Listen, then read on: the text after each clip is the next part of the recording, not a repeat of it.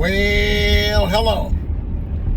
I had the opportunity to talk to a friend, and she was thinking about starting a raised garden bed. And I was asking her what was she thinking about using to build her raised garden bed, and she was thinking of using wood. And I told her, in my personal opinion, I said, I would not go with the wood raised garden bed, because if it's pressure treated, that means there's chemicals in it. I don't know what's the best lumber to use when it comes to building a raised garden bed. But I also told her that when it comes to wood, it starts to rot and decay. And I told her as well, I don't know how long on average a wooden raised garden bed would last. I said another option that you could do is to try to start going the steel or the metal route.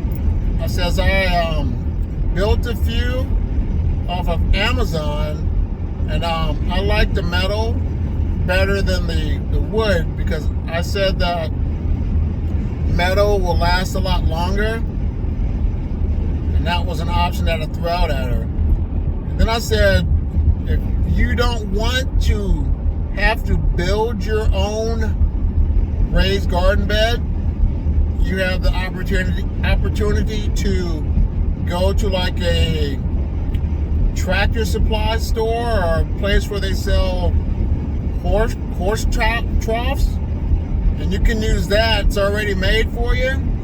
You pick up the size that you want. You just drill a few holes in the bottom of your horse trough, add your cardboard, your soil and things, and that is an instant raised garden bed for you. They cost a lot more,